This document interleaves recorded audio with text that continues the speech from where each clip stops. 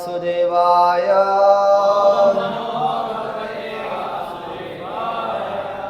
Om Ajnanatimirandhasya Jnananjana Shalakaya Chakshurunmilitam Yena Tasmai Shri Gurave Namaha. Shri Chaitanya Manobhishtham Sthapitam Yena Bhutale Swayam Rupakaramayam Darati Svapadantikam. Vandeham Shri Guru Shri Utaparakamalam Shri Gurun Vaishnavamscha Shri Rupam Sagrajatam Sahagna Raghunatanvitam Tam Sajivam Sadvaitam Savadhutam Parijana Sahitam Krishna Chaitanya Devam Shri Radha Krishna Padan Sahagna Lalita Shri Vishakhanvitamscha. Hey Krishna Karuna Sindho Dinabandho Jagatpate Gopesha Gopika Kanta Radha Kanta Namostute Tapta Kanchana Gaurangi Radhe Vrindavaneshwari Vrishabhanusute Devi Pranamami Hari Priye Nama Om Vishnupadaya Krishna Preshthaya Bhutale Srimate Bhakti Vikasa Swamin Nitinamane Nama Om Vishnupadaya Krishna Preshthaya Bhutale Srimate Bhakti Vedanta Swamin Nitinamane Namaste Saraswate Devi Gauravani Pracharine Nirvishesha Shunyavadi Paschatya Desha Tarine Jaya Shri Krishna Chaitanya Prabhu Nityananda Shri Advaita Gadadhar Srivasadi Gaura Bhakta Vrinda Hare Krishna Krishna Krishna Hare Hare Hare Rama Rama Rama Hare Hare. Hare Krishna. Thank you all for coming to our visit to Narmadapuram. It's also, well, maybe not you, but it's my first time here. So I'm not the right person if you have questions about Narmadapuram or Narmada Nadi. But we can take this opportunity to associate with devotees and to hear about Krishna and to chant about Krishna and to make spiritual advancement. It's a good opportunity to make spiritual advancement. And those who are intelligent, they look for these opportunities. So thank you all for being intelligent.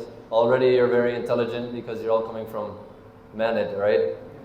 Yes, so Manad, you have to be intelligent just to be in Manad. But of all of the students of Manad, those who are interested in spiritual advancement, those are even more intelligent.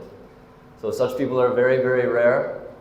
Lord Krishna in Bhagavad Gita, he says, Manushyanam sahasreshu kaschid yatati siddhaye yatatam api siddhanam kaschin mang veti tattvataha. So what does this mean? That among thousands of men, only a few will desire for perfection. And among those few who desire for perfection and actually attain it, only a few will actually attain me. Only a few will actually understand Krishna. So many are on a spiritual path, and those people are rare.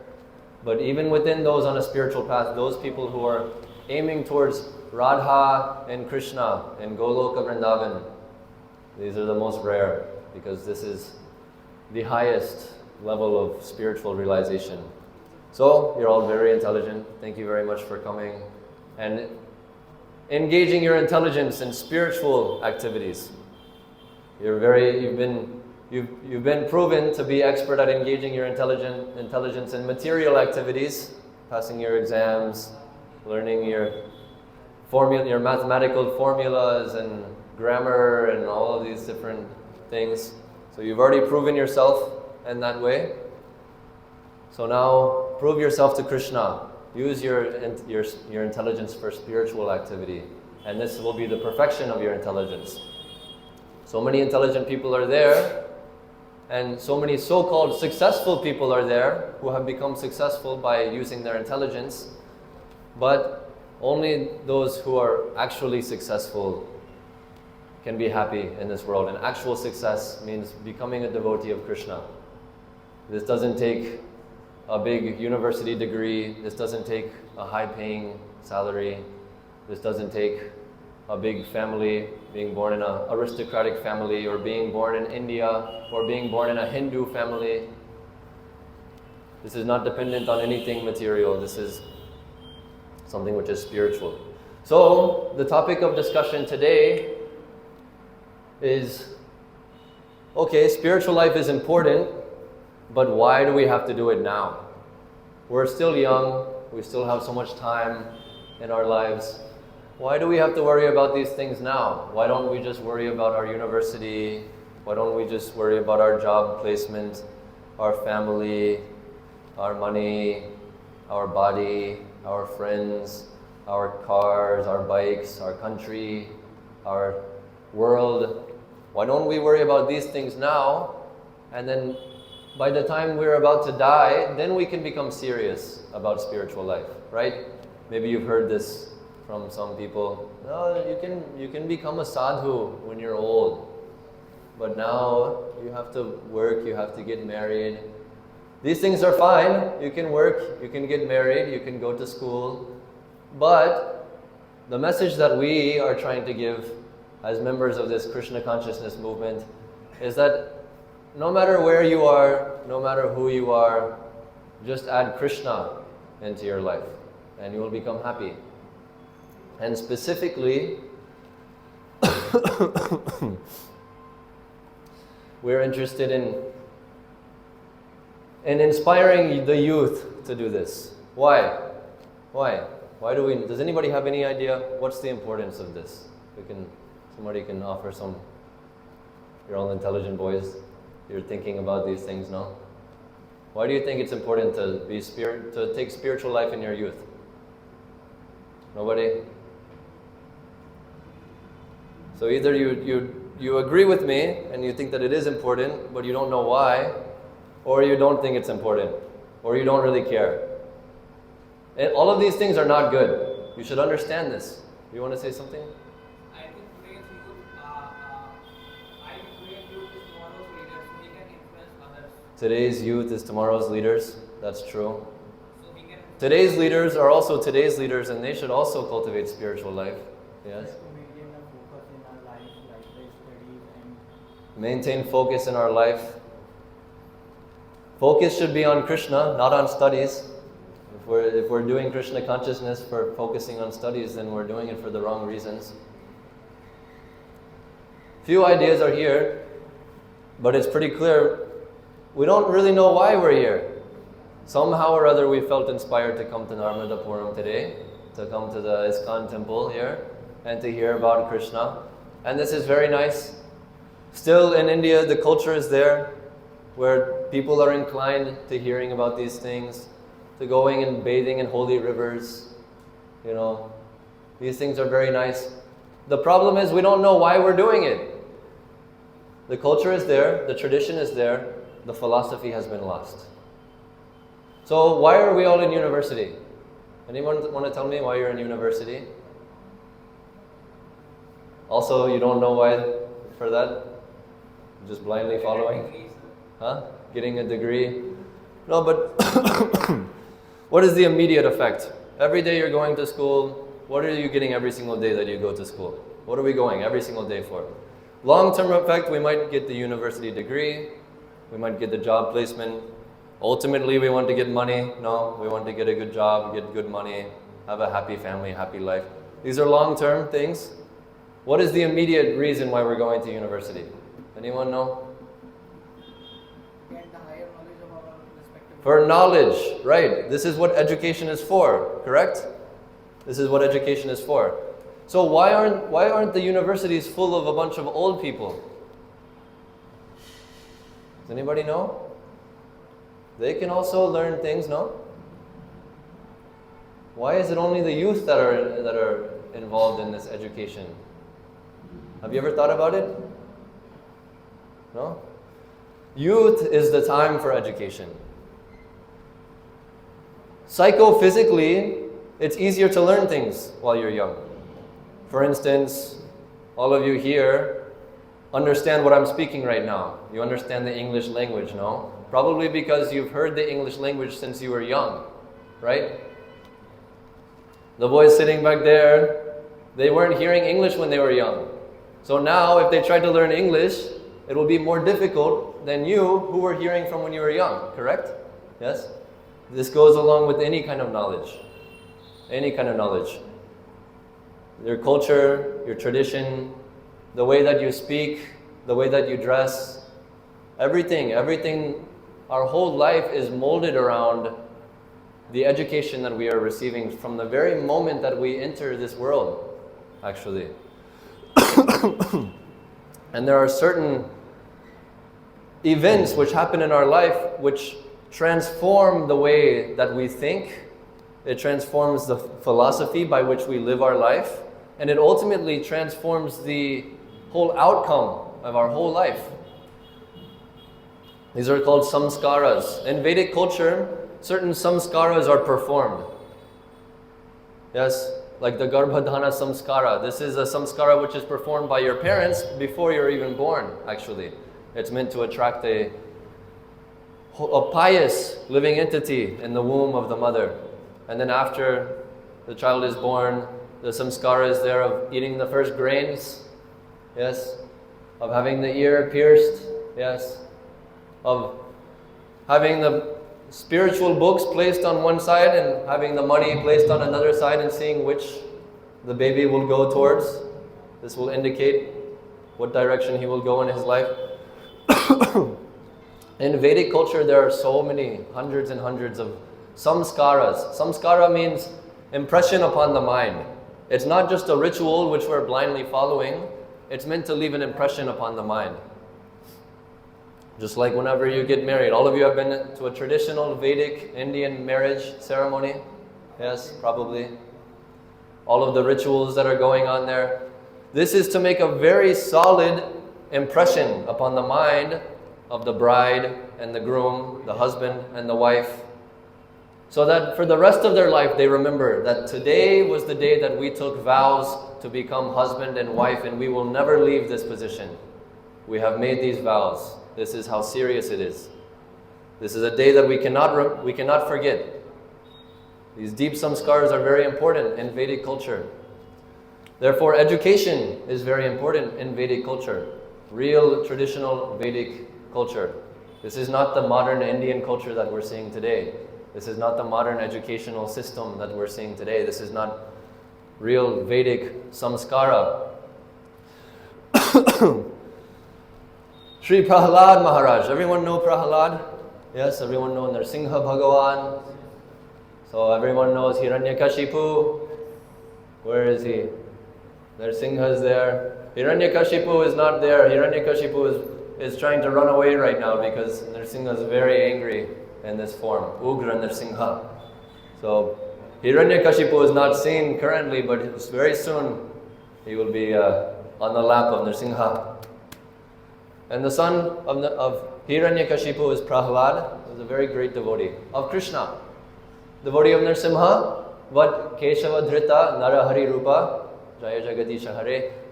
Narsingha is Krishna. Prahlad Maharaj is a very nice devotee of Krishna.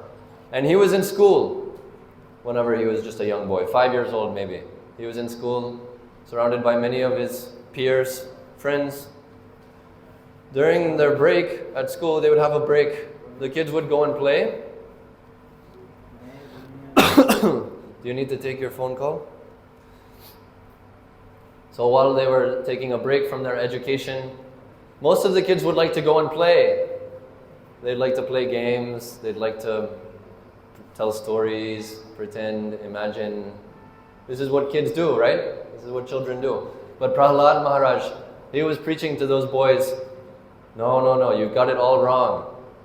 From the very beginning of your life, you should cultivate Krishna Bhakti.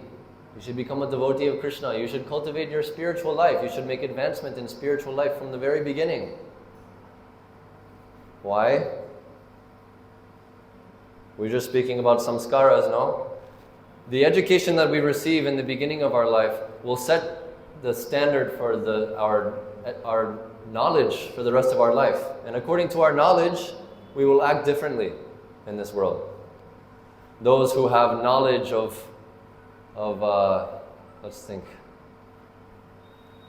Those who have knowledge of viruses that spread in the air from people to people, they're more cautious when touching things and putting their mouth on things, and they avoid the dangerous things, no? Yeah. Similarly, those with spiritual knowledge, they know how to behave in this world. They know what is right, they know what is wrong, they know what not to do, they know what to do. They know what is religious and what is non-religious. They can distinguish the difference between these two. And ultimately, they know the difference between matter and spirit.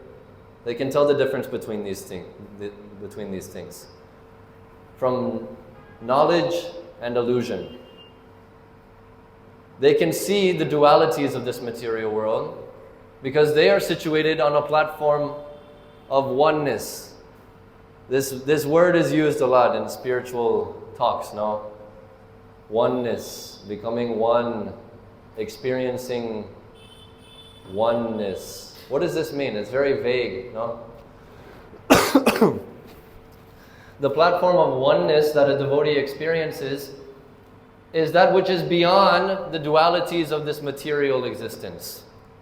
Matra sparshastu kaunteya shitoshna sukha dukkada.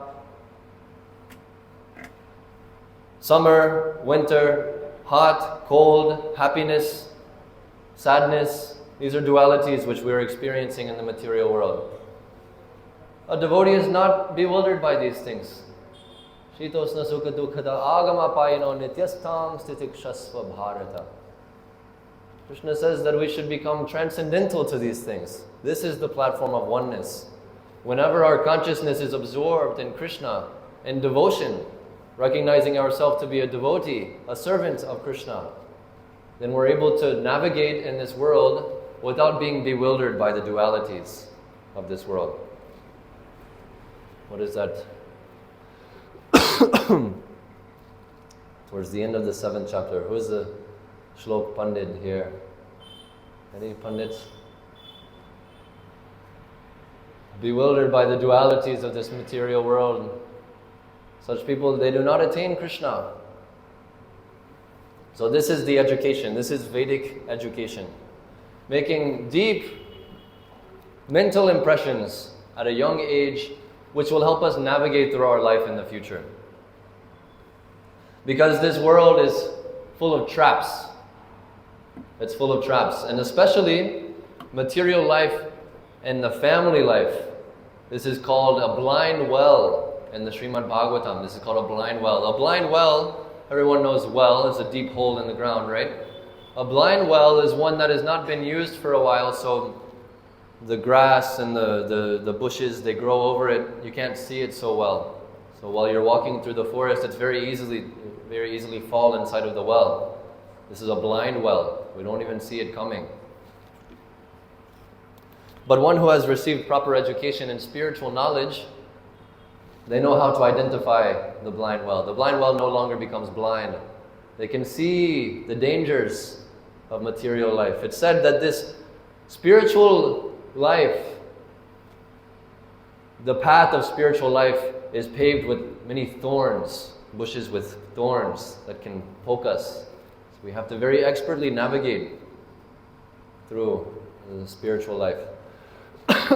or else we can very easily fall down into the bewilderment of material existence, by which we are subject to birth, death, old age, disease, janma mrityu jara vyadhi, dukkha doshanu darshanam. Krishna says that recognizing these faults, janma mrityu jara vyadhi, dukkha doshanu, seeing these dosha. What is dosha? What's the word for dosha? Imperfect. These problems. Seeing these things as problems, I consider these things to be knowledge. Krishna says like that. One can fall into a deep dark well, and he can try to live very happily down there. He has a little bit of water, because it's a well. He might run some electricity down there so he can play his Xbox. And he might some other people might fall and he might start a family down there. And they think that this is the highest happiness of life, is to just live in our little well. But this is the philosophy of Mr. Frog. Anybody know about Mr. Frog's philosophy? Yes, maybe. Mr. Frog is always living in a deep, dark well, and he's thinking that this is everything that I need. I'm completely happy here. I have my water, there's some insects which I can eat. But then one day, another frog comes from the top of the well and says, Mr. Frog, what are you doing down there? Come out here. There's a whole ocean outside, actually. So Mr. Frog thinks, ocean? What is this ocean? Oh, it's very, very big body of water. You can't imagine. Mr. Frog is thinking, is it twice as big as my well? Maybe 3 times as big as my well? The other frog says, no, you don't understand. It's so much bigger. Is it 100 times bigger than my well? No. So Mr. Frog is thinking this is not possible. Mr. Frog becomes more puffed up as he's thinking about how big the ocean is. He puffs himself up to try to think, maybe 2 times bigger than my well, 3 times bigger than my well, 4 times bigger. Mr. Frog becomes so big that he explodes. He becomes so puffed up that he explodes. This is the puffed up mentality of those who are attached to material life. They can't imagine that there's real happiness outside of this in spiritual life. Therefore, while you're young, educate yourself about the world of Krishna consciousness.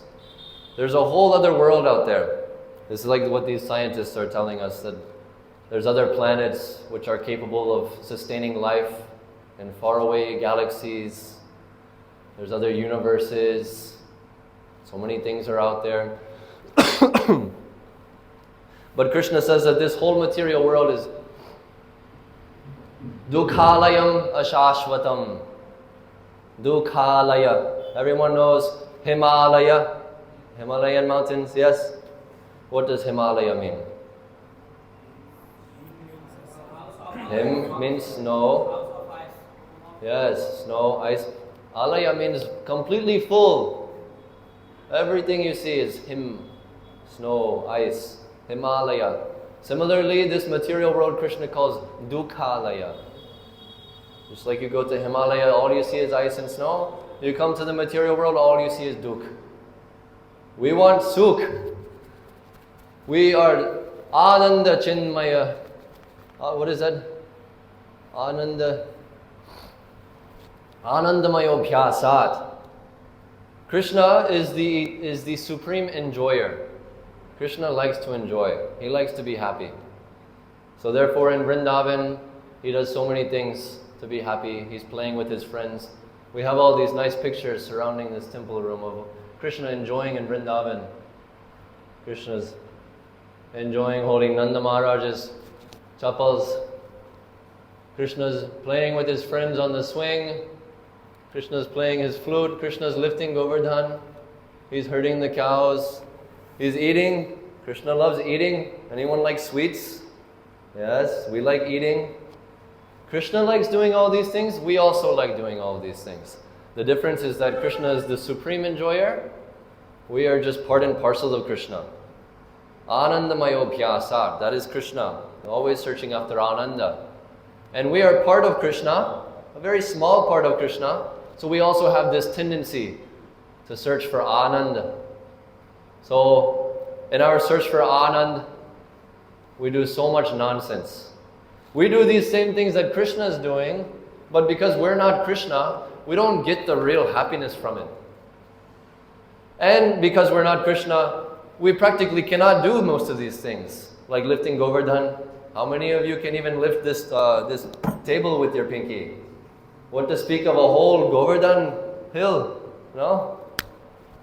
Krishna is the supreme. We are just but small parts, jivatmas of Paramatma. You see?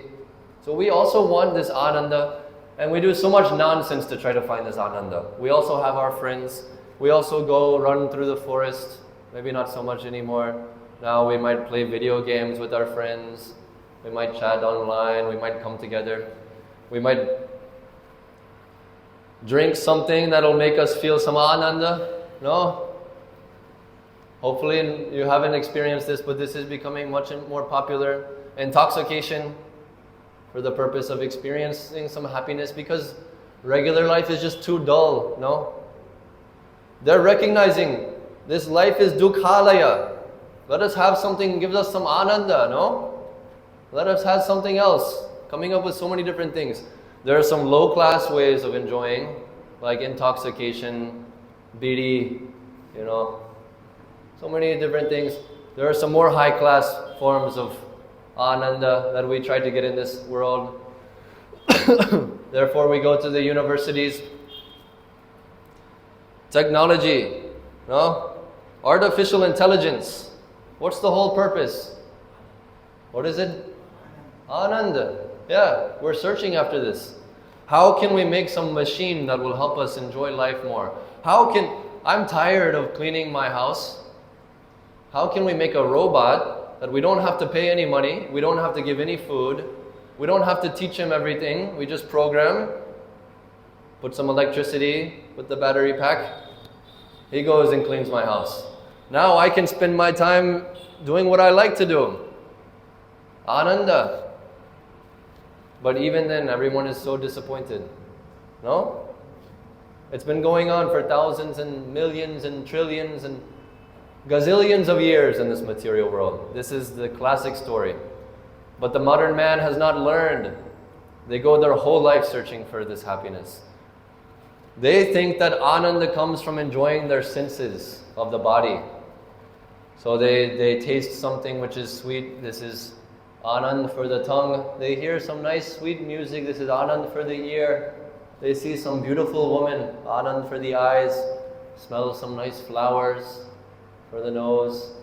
Touch something very soft, like the skin of a young woman. Anand for the skin. What to speak of the belly and the genitals.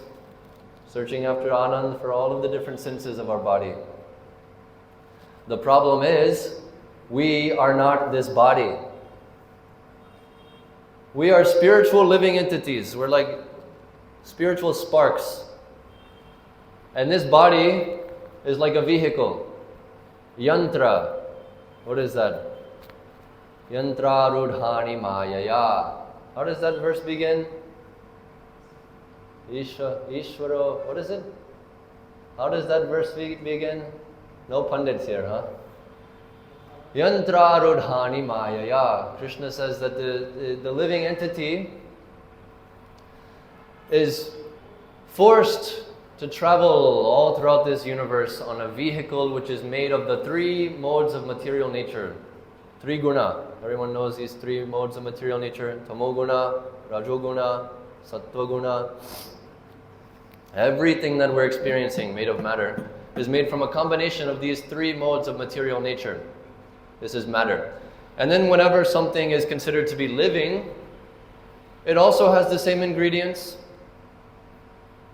This table, what's the difference between, say, this table and the tree which is living outside? Same ingredients, no? Both are made out of wood. What's the difference? Sorry? This is in Krishna's service, but for the sake of... This is a wooden table. The tree is made out of wood. We don't think that this is a living entity, do we? The tree we know is living. Why do we think like this? Who wants to say?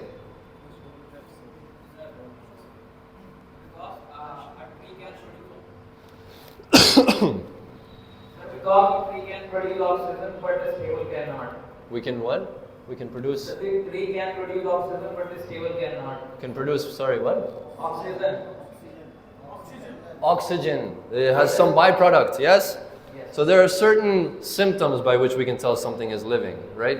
First of all, it is born. It comes into this world. It is born, right? Next symptom is that it grows. This tree was very small before. It was just a sapling. Then it grows, right? After it grows, it maintains itself for some time. And then it reproduces. Yes? All living things. We do this, animals do this, trees do this, insects do this, germs do this. Reproduces itself, maintains for some time, and then it dies. These are the symptoms of life. This is the difference between the tree which is made of wood and the table which is made of wood. The table is not undergoing these transformations. If you sit this table in this room and you don't look at it, you don't touch it, you don't do anything to it, will it change? Maybe after many years, after the wood starts to decay. But for all intents and purposes, this table will not change. Similarly, all material things, matter, all things made of matter, independent of the soul, independent of its connection with the soul, it will not act. There is never any case in the history of time where something material has undergone any of these transformations which we just discussed, unless it is in contact with the spiritual energy. That's the difference between matter and spirit. So we are spiritual living entities living in this machine.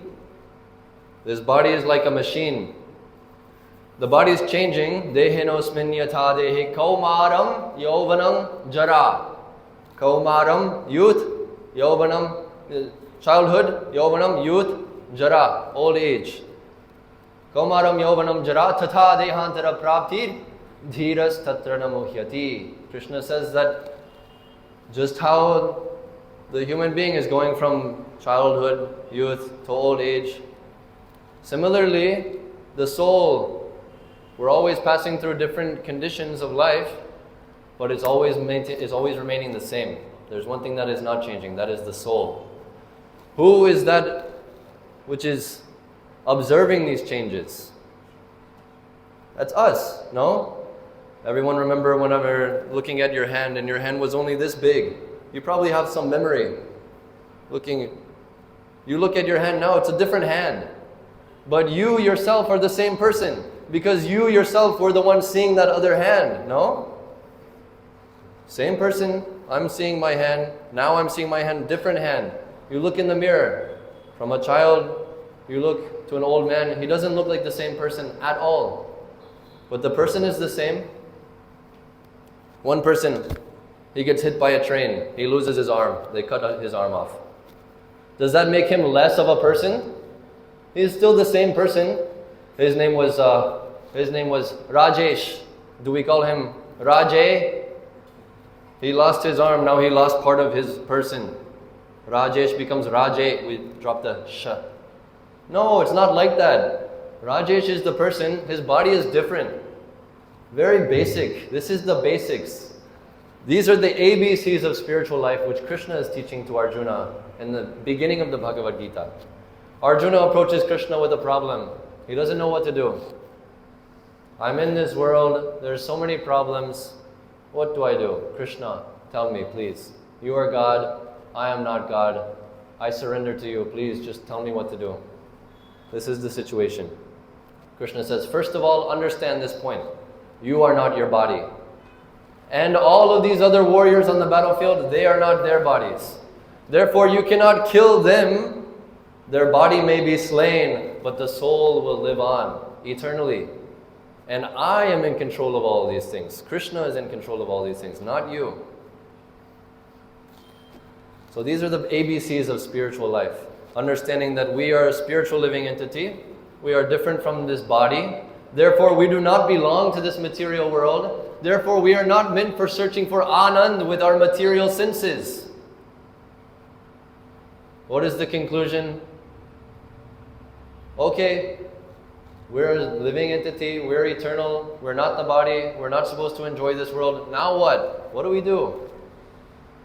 Many people come to the conclusion that now we should just become one, merge into the light, or even worse, become nothing. If there's no Anand, what's the point of existence, no? Might as well become nothing.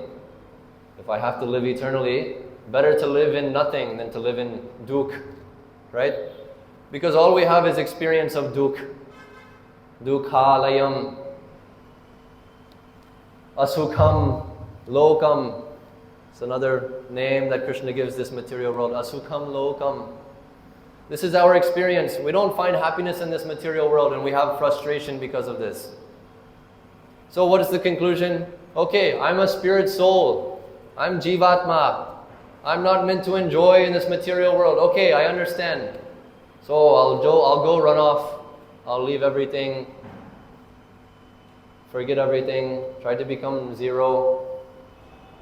This is not possible. Krishna says that the living entity cannot avoid activity. The soul is always active. This is the nature of the soul. You cannot cancel this. It is part of it. Just like water, just like the dharma of water is to be a liquid. Everyone understand dharma, meaning the intrinsic nature of something? Dharma sometimes mean religion, faith, tradition, like this. Dharma actually means the intrinsic nature of something. The dharma of water is to be liquid. Sometimes water becomes ice, sometimes water becomes vapor. But in its real, normal, constitutional position, it is a liquid. Similarly, the jiva. Sometimes it's acting like a human being, sometimes it's acting like a dog, sometimes it's trying to become nothing. Sometimes it's merging into the light and acting like nothing else is existing except for himself. This is not the dharma of the living entity, of the jivatma.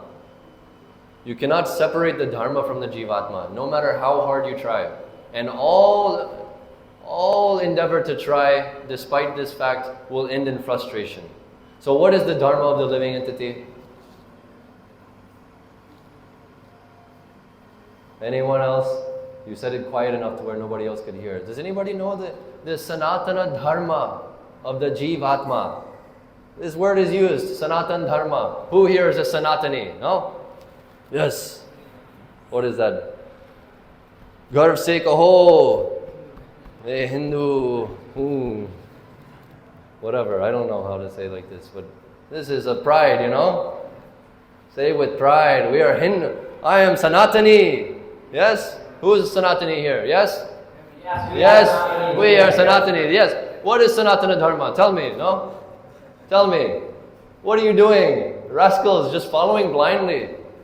You say, we're Sanatani. We know the truth. We're going the real path. Where are you going? What is the truth that you know? Where are you coming from? Where are you going? They won't tell me. What is this? That's why some American boy has to come and teach all the Indian boys, because this is gone from India.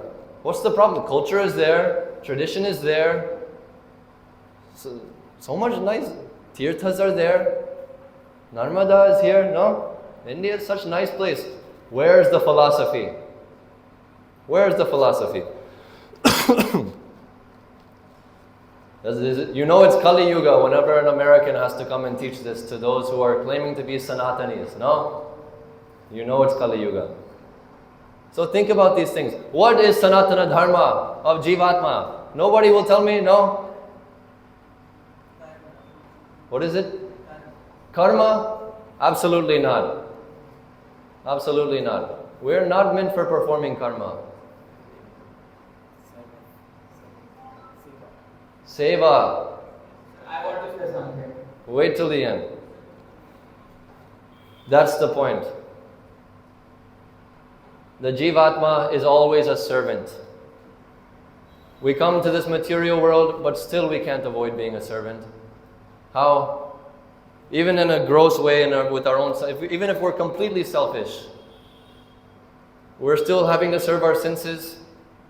Our mind is saying, oh, tongue is telling mind, tongue is saying, I want some sweet, something nice to taste, no? I want something sweet to taste. It tells the mind is telling intelligence, oh, use your intelligence to go find something sweet. You know, where will we go? Where we use our intelligence. How will we make money so that we can get some sweets from the shop? Where is the shop? How will we get there? How do I get my bike so we can go? Intelligence is engaged in serving the tongue, no? How will I go see something nice? So we take the train down to Tamil Nadu, see the beautiful countryside. So much service is there just for the eyes, for the ears, for the genitals. Just because we want to serve our genitals, look at all the trouble that we take. We have a nice house, have a nice car, get a nice job, so that we can have a nice family, so that we can enjoy sex life with our wife, no? Right? We're doing service to our genitals. Now, this is going on in America and it's expected over there. Here in India, I'm seeing that people are keeping dogs. They keep it on a leash. They bring it inside their home. They feed the dog. They pick up the dog's stool. They put a polythene on their hand. They pick up the dog's stool. You've seen this? This is happening here in India. They're serving the dog. Kutta seva. We're not interested in serving dog. We're interested in serving God. You understand? We're not interested in serving genitals. We're not interested in serving ourselves. We're not interested in serving society if it means that we're not being able to serve God. If we are serving society and forgetting about Krishna, then this is not real service to society actually. Real service to the whole world is centered around our service to Krishna. That is the most important thing. That is the Sanatana Dharma of the Jivatma. But we've forgotten this. It's not just you. It's not just Indians. In fact, Indians are the most aware of these things. Of everyone in the whole world, the Indian people are most aware of these things because the culture, the tradition, the education is somewhat there, but it's going away. So that's our mission. We're trying to re-establish Sanatana Dharma. And Sanatana Dharma is not a vague thing where you can do whatever you want to do, whatever you feel, whatever you like. Go and worship that tree, go and worship that stone, go and worship that man, go and worship that woman, go and worship that pile of poop. These things are going on. One famous Mayavadi impersonalist philosopher, he was challenged, saying that if everything is one, why are you sitting here eating such nice rice and dal? Why don't you go and eat the dog stool which is sitting on the street if everything is one? This philosopher was so adamant about his philosophy that he went and ate the dog stool off of the street. We are not stool eaters. We do not want to become stool eaters, no? We want to nicely taste Krishna Prasadam. This is real enjoyment. Not that we become stool eaters. So this Sanatana Dharma is not something vague.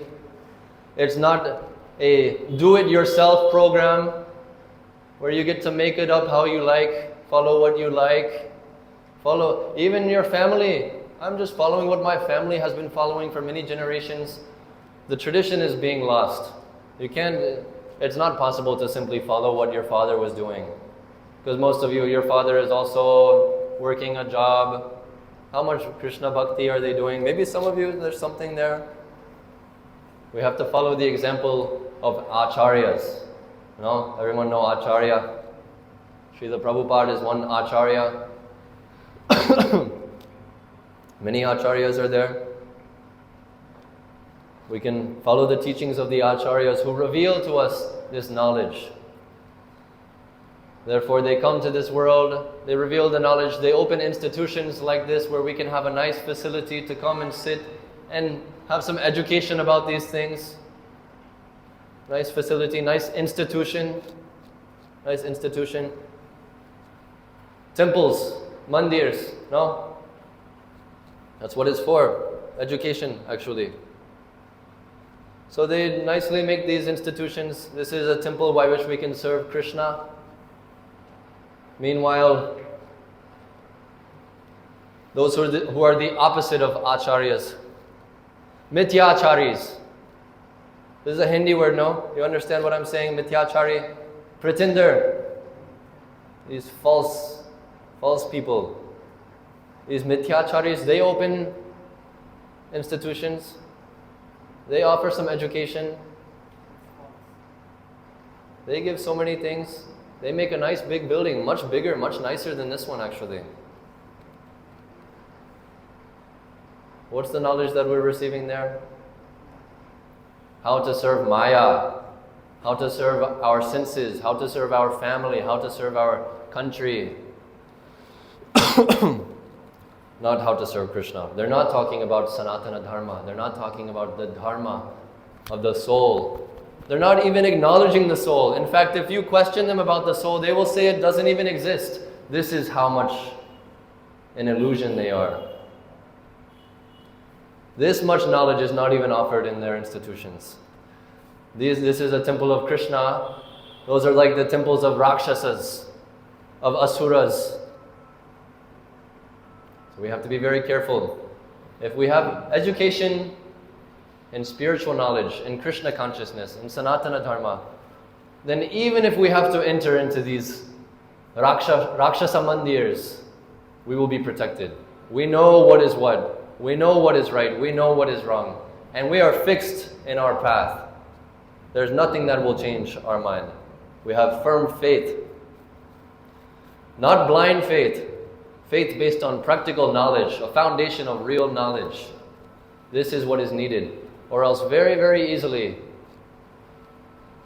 we'll fall down into the pool of material existence where we become stool eaters. In this life and in the next. In this life we may eat stool and do similar activities. And in the next life we will also be able to do such things. As a worm, as an insect, as a hog, as a dog. We don't want these things. Dukkha doshanu darshanam. We need to see the faults of this. We need to see the difference between matter and spirit.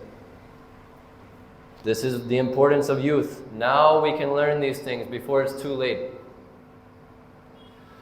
Labdva sudurlabam idam bahusam bhavante manushyam arthadam anityam apiha dhira turnam yateta napathed anumrityu yavan nishreyasaya vishaya khalu sarvatasyat. Labdva sudurlabham idam bahusam bhavante. We have, upon attaining this human form of life, this rare, sudurlabha, rare human form of life, labdva sudurlabham idam bahusam bhavante manushyam arthadam anityam.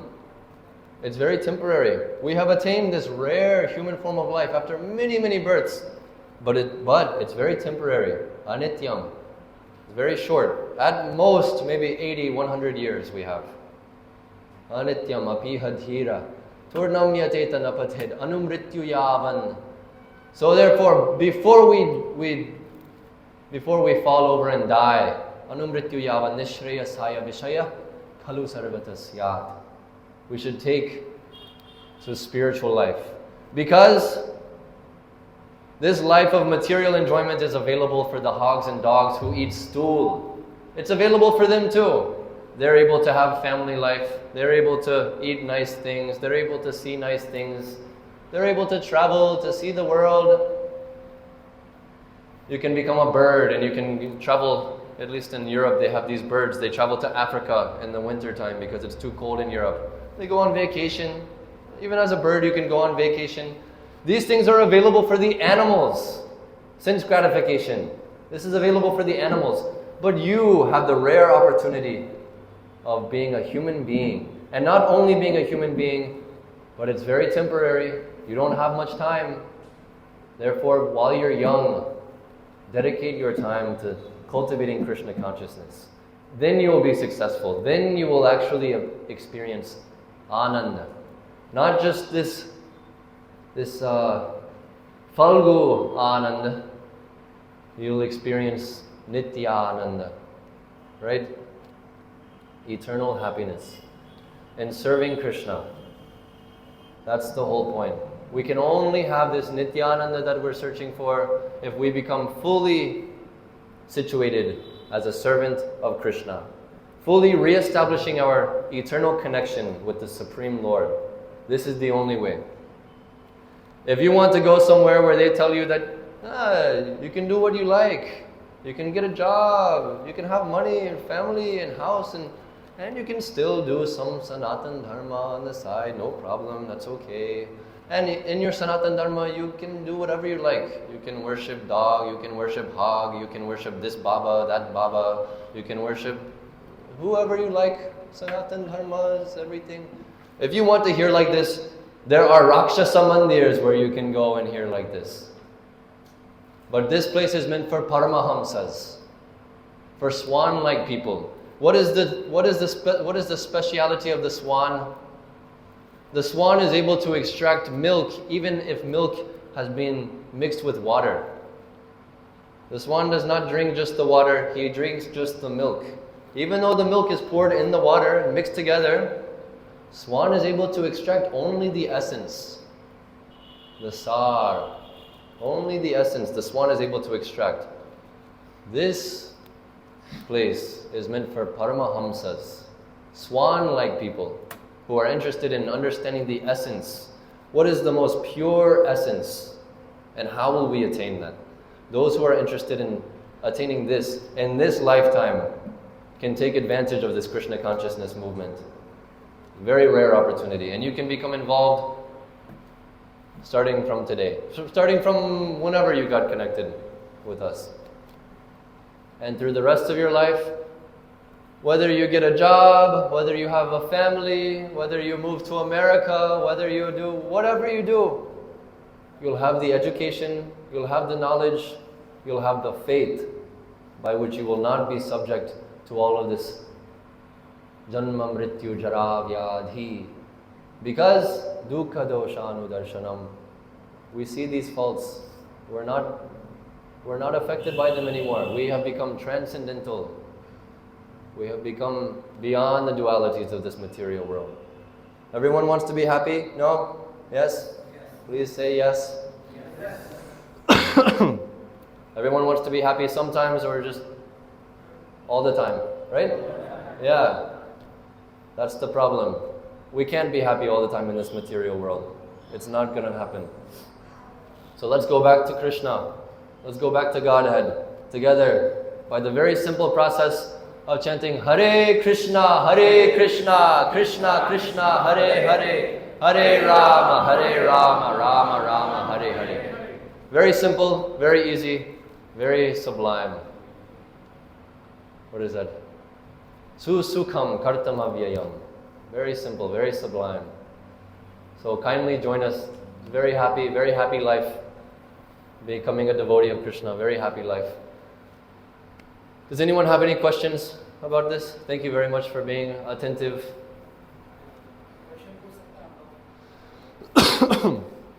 You wanted to make a comment or question? Whatever you wanted to say was answered. Any question? No? Someone asked something, engage your intelligence in this. No? You should have questions. So many things we don't know. Right?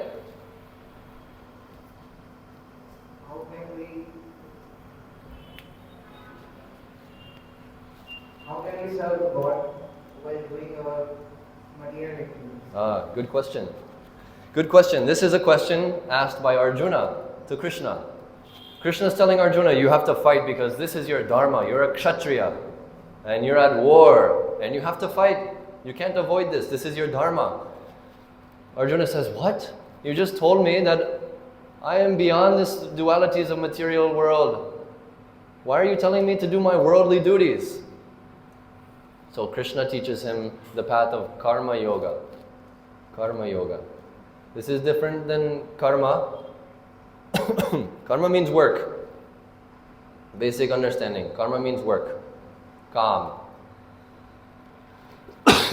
Karma yoga means performing work for the satisfaction of Krishna.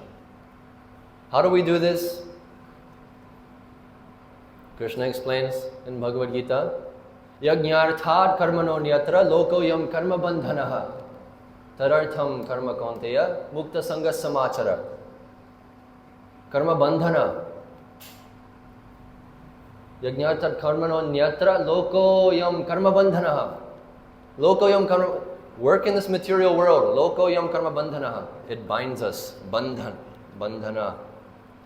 Karma binds us to this material world. But yajñarthat karmano nyatra.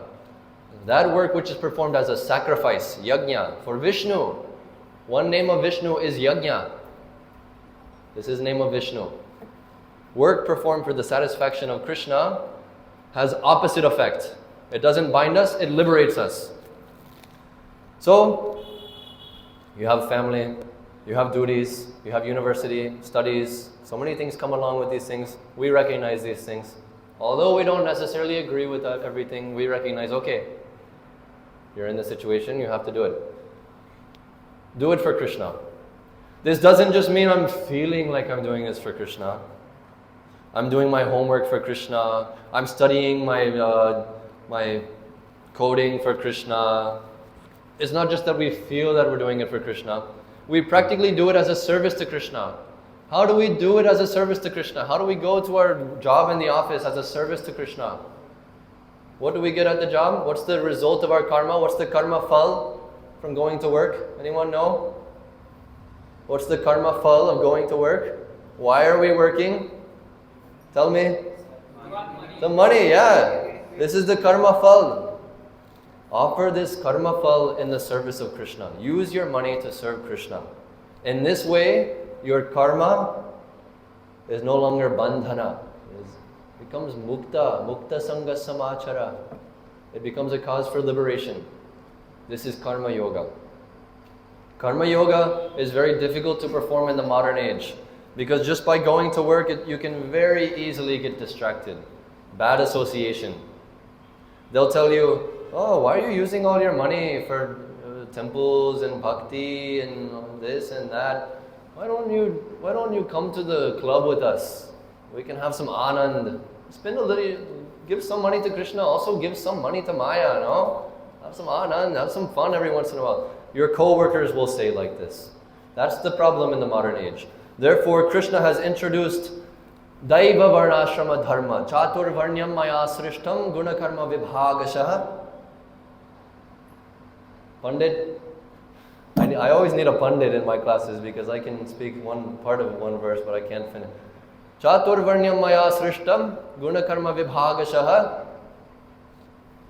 I always forget this part. Anyways, that's the most important part. Krishna says that I have divided the material societies into 4 divisions of spiritual and social orders.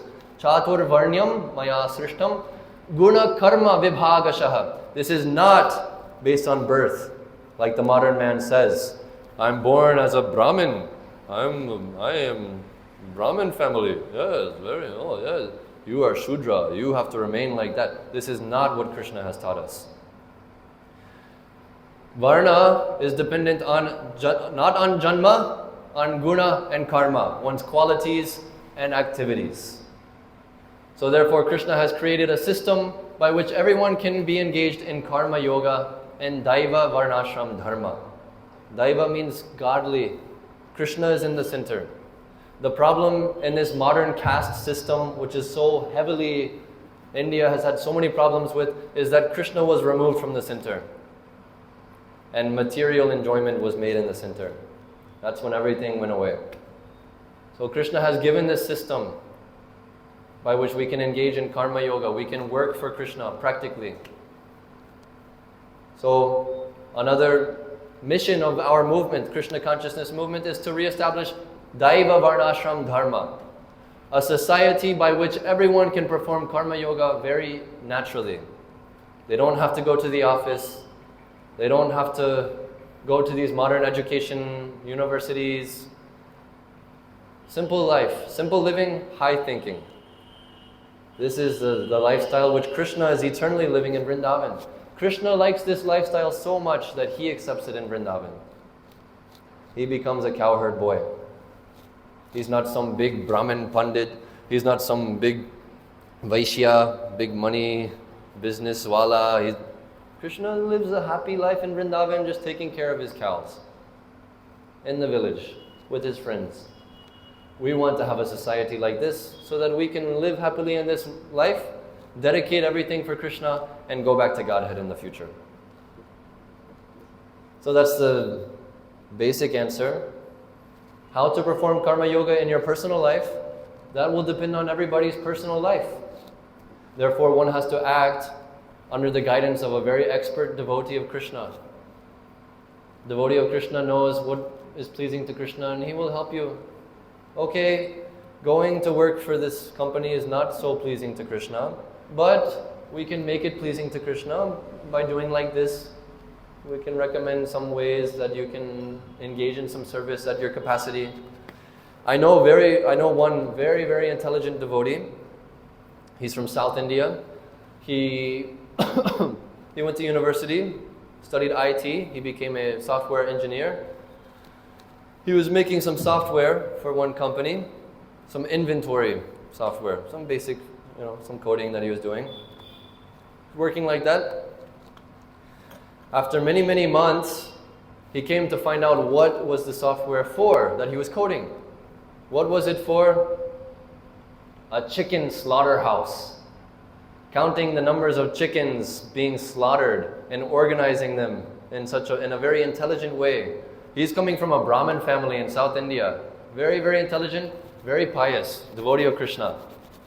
And he's working at his job, thinking, I'll do some karma yoga, offer the money to Krishna. Anyways, I'm not doing anything grossly sinful. I'm not hurting anyone. I'm not doing intoxication. I'm not doing any of these sinful activities. I'm just pressing buttons on my computer. What's the harm? He was helping to kill so many chickens, and he didn't even know it. Still, in such a situation, you can do some service for Krishna. It's an unfortunate situation, but you can do some service for Krishna as much as you're able to. But for those who are very interested in pleasing Krishna, they mold their whole life around what is pleasing to Krishna. You can't do everything pleasing to Krishna by working in the slaughterhouse industries.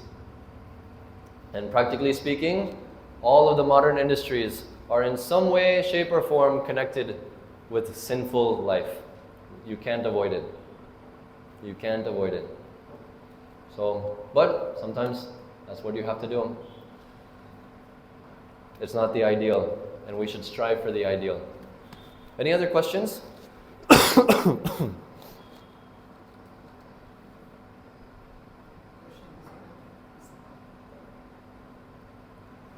No questions?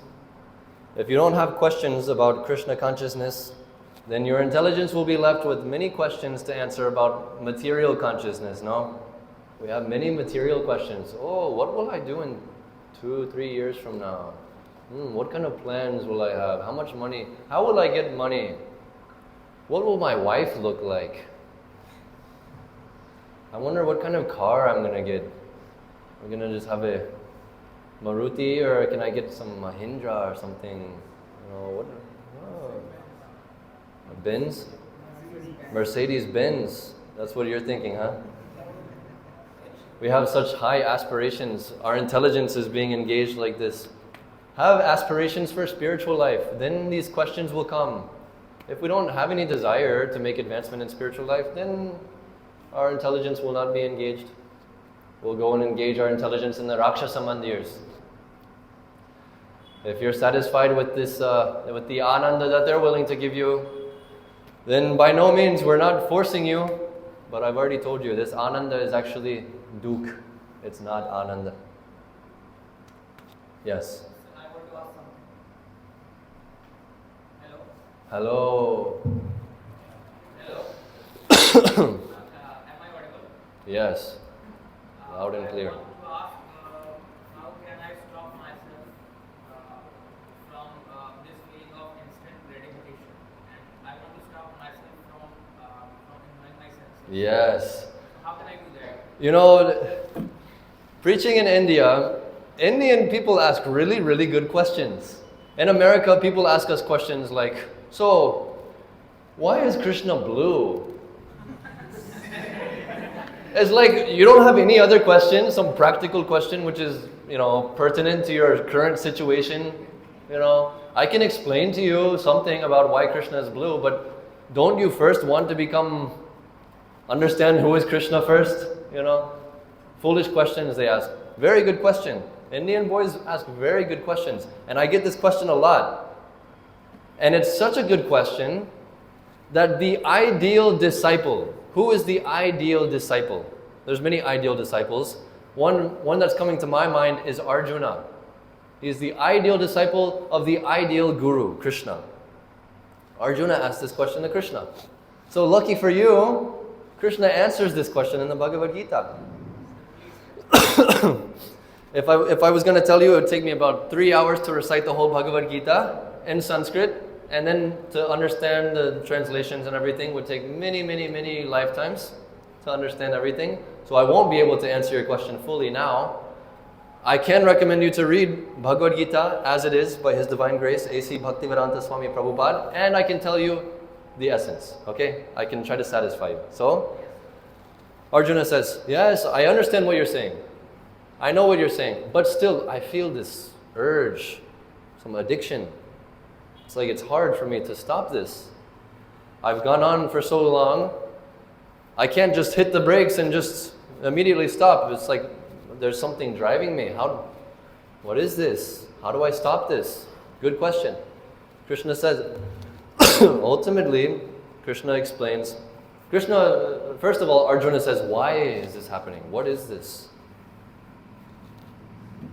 Krishna says, Kam.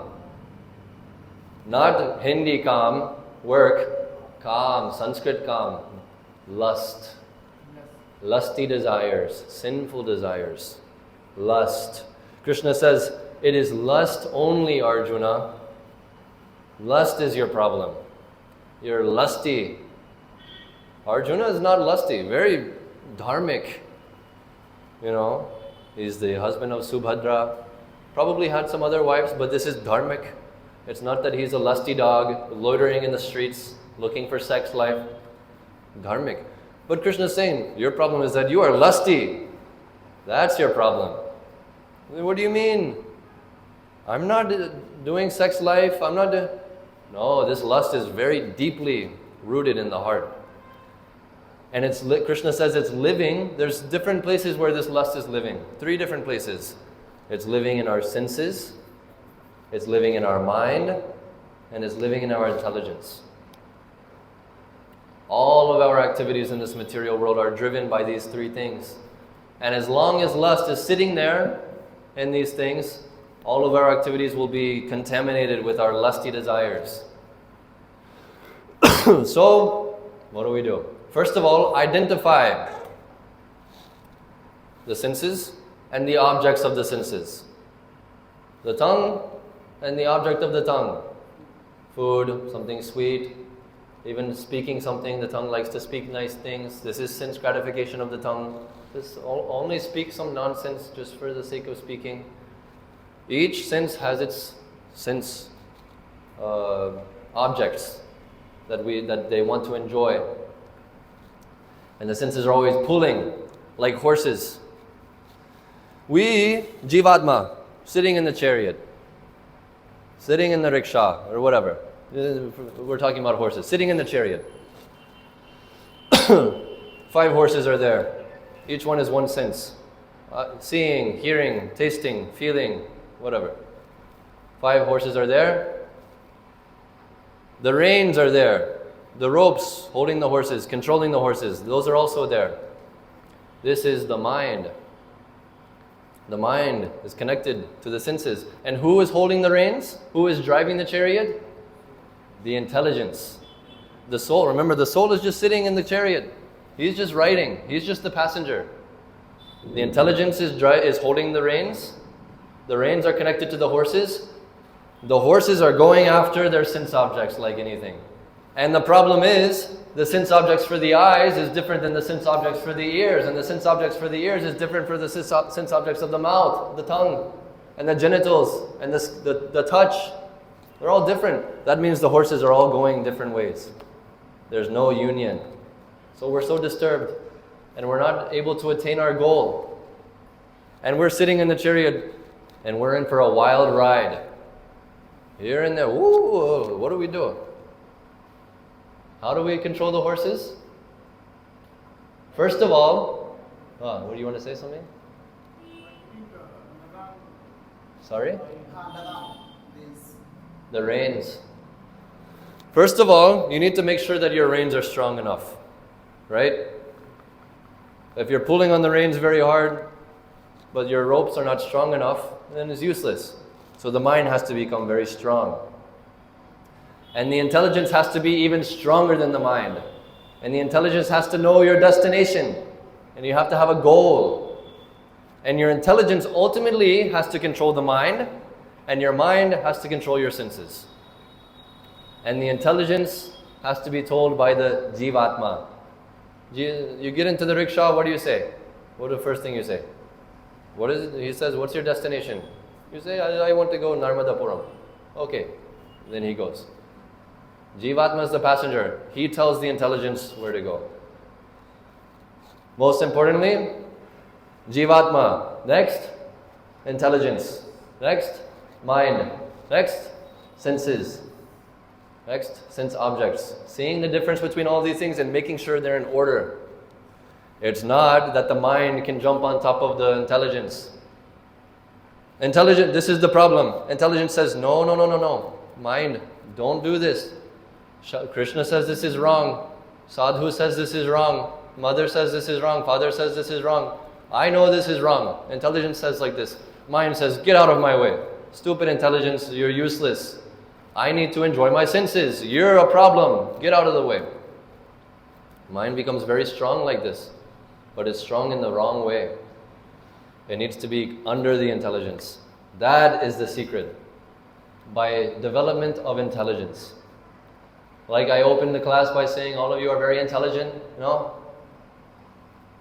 In one sense you're very intelligent, but in another sense, your mind is treating you like a puppet. You're like a dancing dog in the hands of your futile mind. Spiritual intelligence is needed. Not material intelligence, spiritual intelligence. So how does this come about? Shravanam, Kirtanam, Vishnu, Smaranam, Pada, Sevanam, Vandanam, Archanam, Dasyam, Sakyam, Atmani Nivedanam. Processes of devotional service are given beginning from Shravanam, Kirtanam, hearing, chanting, Vishnu, about Krishna, about Vishnu. This is the secret. This will control the mind. Cheto Darpanam Arjanam, cleanse the heart of this lust. Intelligence becomes fixed. Anandam buddhivardhanam pratipadam purnamritasvadam. Ananda. If we can do this, then we can actually be happy in spiritual life. We can be fixed in our purpose.